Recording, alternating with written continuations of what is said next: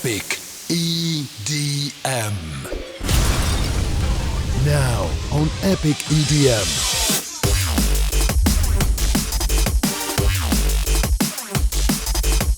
Hi, this is Sandra with Epic EDM, and we're sitting down with Rusko in the Hollywood Hills. Howdy, how y'all What's doing? happening? I'm super Can we high five stoked. it?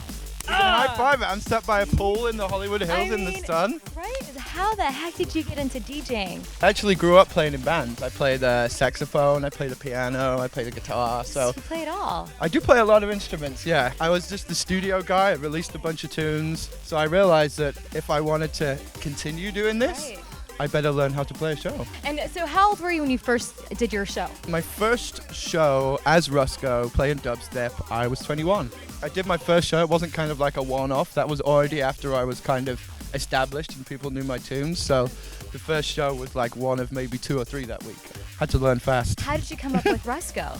In the UK, we have these cookies called Rusk cookies. Okay. And when I was in high school, I would eat them like every single day. Okay. And so anything like to do with Rusk was my nickname at high school. But really outside of England, it doesn't really make much sense to people. Well, I mean, outside of England, I don't make much sense to people either, so.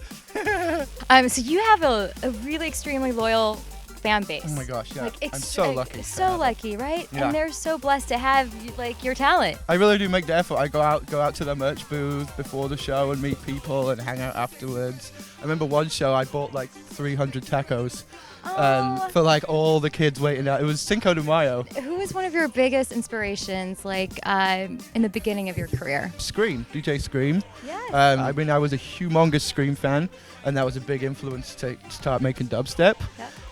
And then maybe 6 months later, we were good friends, and we still are. What was the moment and tipping point for you where you decided this is going to be my career? Like, I am going to die doing this. It was really once I actually started doing the gigs, because I spent like a good few years just being that bedroom producer. So yeah, it was kind of an organic beginning. What's in your rider?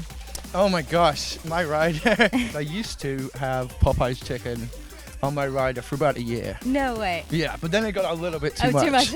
Like when you're on a 6-week tour doing 50 plus Right. shows, 50 nights of Popeyes in a row is going to Right. get sick of it You're right, eventually. you're right. The most interesting thing I would say is I have a friendly dog, Oh. a friendly puppy on my rider. So what's your other favorite thing to do other than being on stage and performing and Yeah. producing? I would say definitely my number one thing is I'm a little bit of an amateur chef. Are you? My tour bus, I always make sure we have 4 hot plates, Okay. a full oven, cooking utensils, blender, fryer. Look at you. Like I get up, I make breakfast for the whole bus. They must love working with you. Chocolate chip pancakes. Can I ask you a personal question? Of course.